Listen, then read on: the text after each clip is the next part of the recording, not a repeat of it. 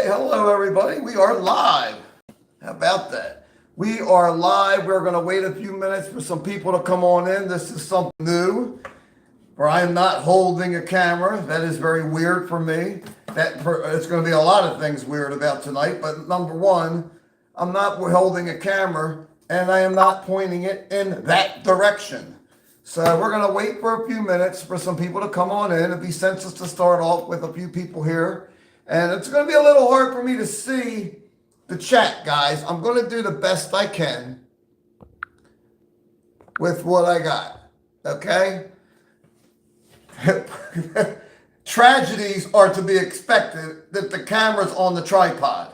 So I can't guarantee you what's going to happen there, but one thing I can guarantee you, there is going to be a heartfelt message here tonight, and I hope someone out there is going to get something out of it. I'll tell you that right now. As I got to take a close look because it's a little, let me blow this up a little. Jackie, Jeff Farron, Austin, Beth, Matt Hyde, Luis, are you the Luis that got the $4,000 diamonds? Let's start off with that. Luis, are you the $4,000 diamond guy? Because guess what? We got a $3,600 diamond guy, and his name is Dylan or Darren or whatever. No, Byron. Byron hit diamonds today. So, Luis, I want to see if you are the $4,000 diamond guy. City of Love, how you doing? David Bucci, what's going on? It's going to be a little hard to see you guys. My eyes are not that great, but I can see us a little bit from there. Lucky Star, I see you. Slinger, is that you too? Wow, all right. Slinger in the house. Thank you for coming in, everybody. Is that 43 people? Holy moly. 43 people. Thank you for coming in. Little something different, okay? First, it was going to be a Q&A, and then I said, nah, you know what? A Q&A is a little too easy. You know, you can throw a bunch of questions at me, and all I got to do is sit here and answer them.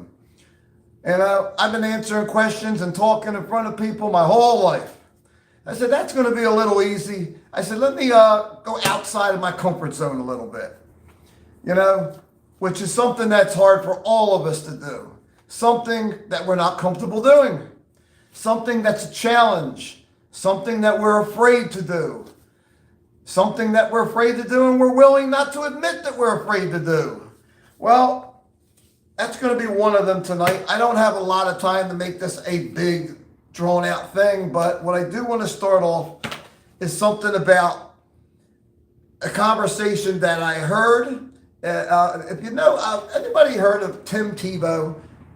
I got to keep looking at the chat, everybody. I want to see if and Woody, I see you. Scott Clark is in the house. A whole bunch of people's in the house. Hello. Chuck, my brother from another mother. What's going on? Susan, I see you. I see it pretty much everybody. At least I'm trying to. Now, I'm pretty sure you guys know Tim Tebow. Okay? I believe he was drafted to the Denver Broncos in 2010. Very great talent, you know? And a very, very strong man of faith and a man of God. And you know what? He gave pretty much up everything he had for God, including his career. And he was a pretty damn good football player. And you know what? Thousands and thousands of people love that guy. And now that he don't throw a football around and people don't wear his jersey and he don't fill up stadiums and all that and make millions and millions and millions and millions of dollars, we're walking around and preaching the gospel of Christ. Millions and millions and millions of more people love him because of that. Just something to just think about for a minute. Millions of more people love him for the one thing he never thought he would be so good at besides football. With all his heart, he wanted to be a football and he wanted to be a quarterback. Remember at the end, they told him he could be a tight end. He goes, no, I want to be a football. I want to be a quarterback. Then he's like, you know what? If I can't be a quarterback, I'll be a baseball player. And then I remember the game where a foul ball hit a guy in the head and it knocked the guy out cold. And Tim Tebow ran from the outfield crawled into the stands and laid over the guy, put his hand on his heart, and prayed for him. Absolutely amazing. The guy is very, very inspirational. And I heard a story from Tim Tebow that I'm going to share with you right now. I wrote it down. This is off the hook, baby. It's off the hook. It's not like I memorized this stuff. You know, tragedies are to be expected. Bear with me.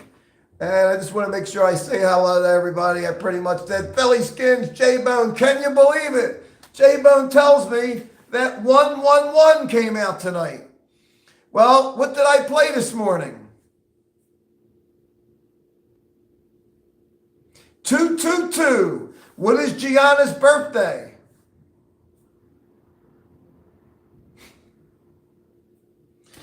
January 11th, 111. I play it all the time. I didn't play it today, and it came out.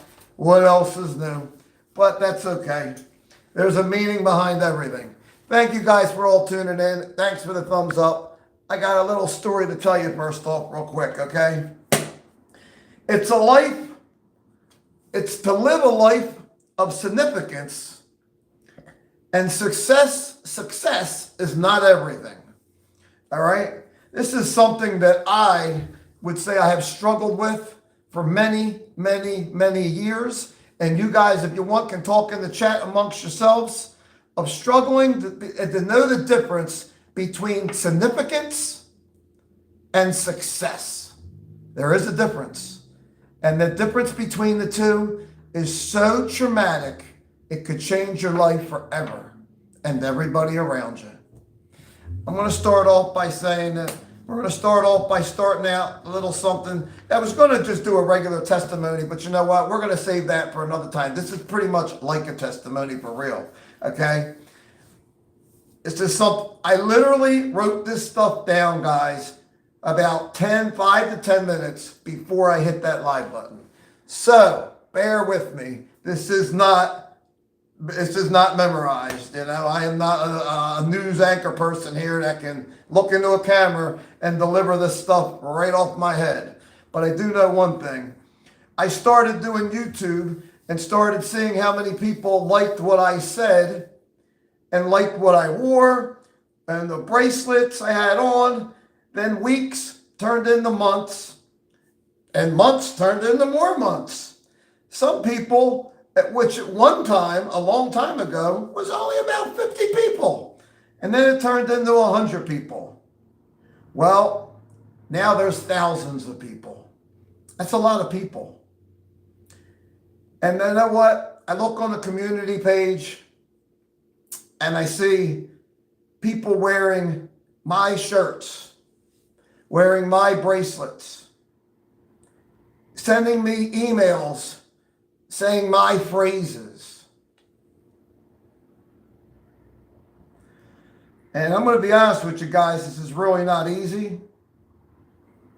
I thought to myself, wow, this is pretty damn freaking cool. Not only hundreds, but thousands of people are probably watching, even though there might only be 100 in the chat. There are thousands that are possibly watching throughout time. And I really did think to myself, wow, this is pretty damn freaking cool. I must be somebody, you know? Damn, I must be freaking somebody, you know? All these people are here, and they're wearing my phrase, they're wearing my shirts, they're wearing the bracelets, and they're here to see me and listen to me and listen to what I have to say. As time went on, literally wrote this, guys, minutes before I went live. As time went on, there were a lot of voices that started to hit me. And you know what? They're starting to hit me now, and they're starting to hit me now more than ever. And these voices, one of these voices instantly that hit me was pride. Pride and arrogance. Two very strong words. Two strong words that sometimes we don't like to admit anything about our pride and about our ignorance and arrogance and things. And because I looked at my community page and I started seeing the dozens and dozens, if not hundreds, if not hundreds and hundreds of people wearing shirts and bracelets only because I wore them and because I was saying certain things and certain phrases.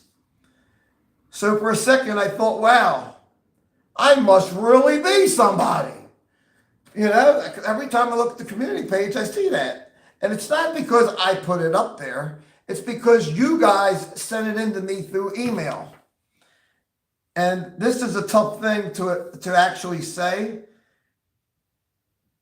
They're all here for me. Like I said earlier, this is pretty cool. I must be somebody. And I kept saying it to myself. I must be somebody.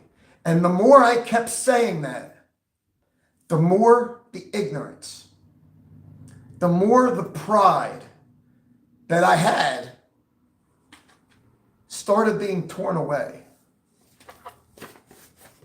If everybody can hear me all right, it's hard to hear. I'm in my old apartment that's an old echo. It feels like I'm talking to an echo. I feel like I'm in a canyon over here. But anyway, pride and arrogance started feeling like it was being torn away at me.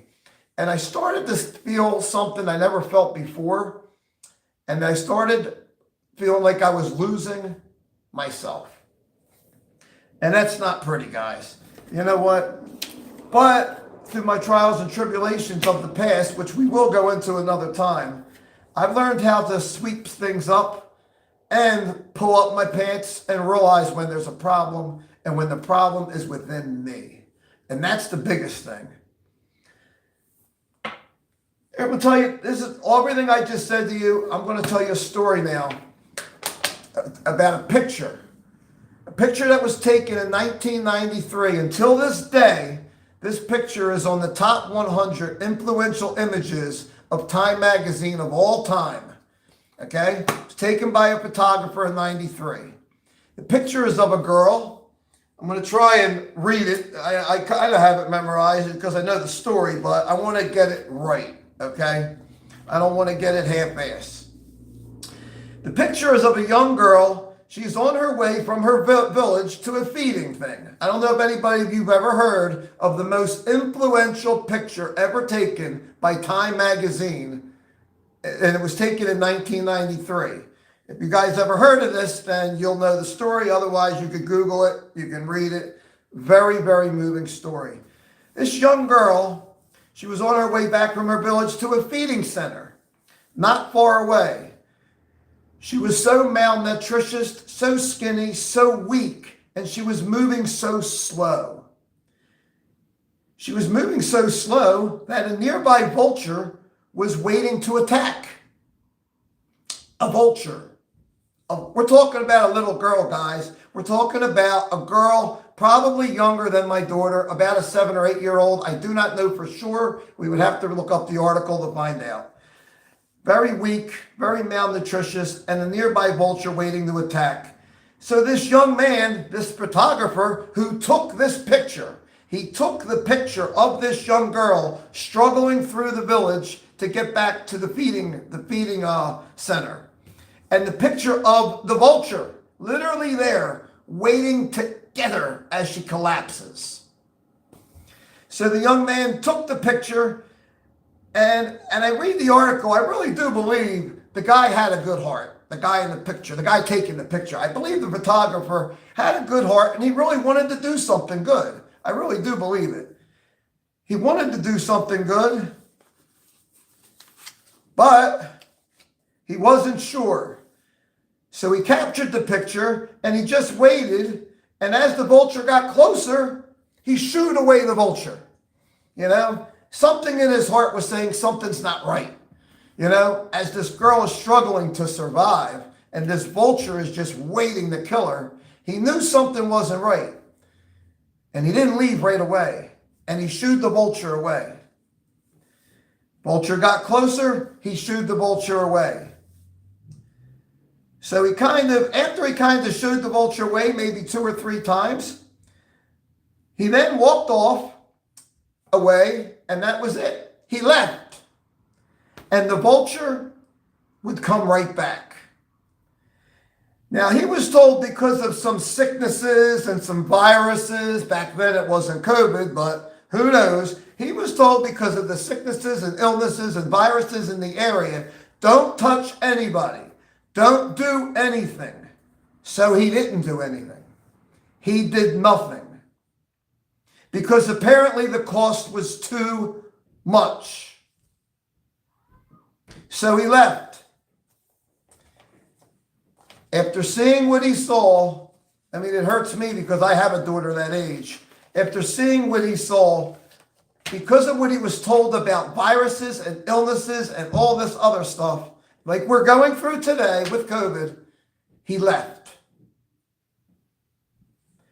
He went back to the New York Times and published a photo in 1993. In 1994, he won the Pulitzer Prize for this photo, which till to this day is one of the most influential photos of all time. 4 months later, after he received his Pulitzer Prize, he chose to end his life. You see, every single one of us, we have a chance to be successful in life. And you know what? I really do hope that you are successful in life. There's nothing wrong with being successful in life, guys. But success is just about you. Success is just about me. But significance is about other people. And that's the difference that you can take 50 years to learn or you can never learn it. Success is about me. Success is about you. And we're here tonight to talk about significance, because significance is about other people. So see, that man that took the picture, he had success. He had one of the greatest honors a photographer could ever have in their lifetime. Ever. The Pulitzer Prize. When you become a photographer, professional photographer, that is the creme de la creme. That is like the 3X car build. That is what you shoot for in life. And he got it. But it obviously wasn't enough now, was it? It wasn't enough. So what's going to be enough for you? What's going to be enough for me? You see, success is great. You can do a lot of things with it, but it's not going to be fulfilling. And guys, that is something I had just recently learned. Success is an awesome thing to have, and I wish you guys are successful in a million things you do in life, but it's not going to be fulfilling.